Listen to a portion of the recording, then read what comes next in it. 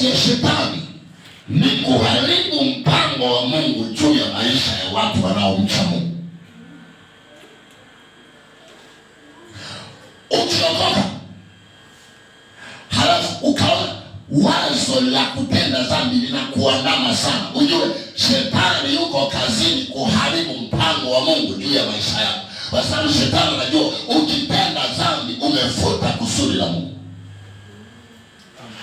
Kwa kuwa umeelewa hiyo, mshangilie Bwana.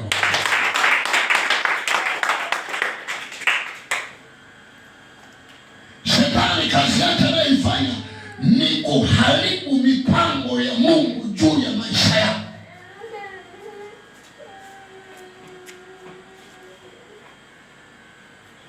Amen. Amen. Amen. Amen. Kuna George leo Simoni, labda wako kazini au nini, niliwaita. Sawa. Kamuuliza mke wako ni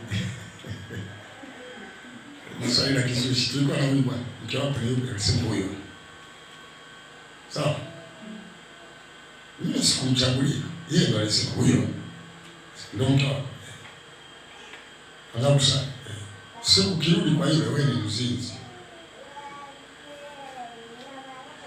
Je, ukiona anameremeta utafanyaje? Unaenda kujinyonga? Hebu tuambie hapa. Yule naye sio mke wako. Tulikuwa na Joshua, sio nakumbuka. Maswali mazuri kabisa mbele za Bwana. Tufanyaje? Akasema akatikisa kichwa hivi. Sasa hamna shida. Yule nikamuuliza, "Wewe ndio mama?" Alafu sasa siku kiongeza mwingine usiku. Nakubali. Bwana asifiwe. Haleluya. Kwa hiyo sasa yule mwanamke aliyemwacha sasa hivi ni miongoni mwa mabinti wa kanisani. Mshangilie Bwana.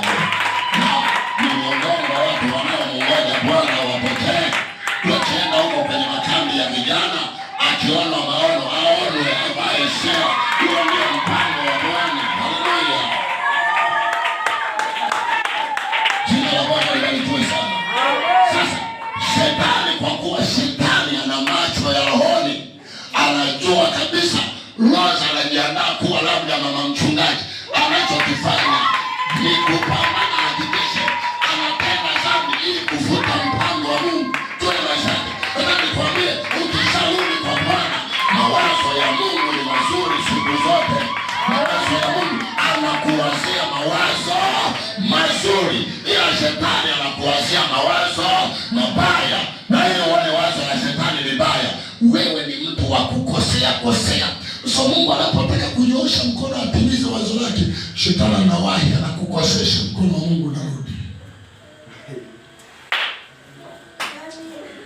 Yaani basi siku moja tu muujiza wako umeshasogea, shetani anauona muujiza unakuja, anapambana saa 8 usiku, iwe ni saa 10, anakuamsha ukafanye nani? Amka.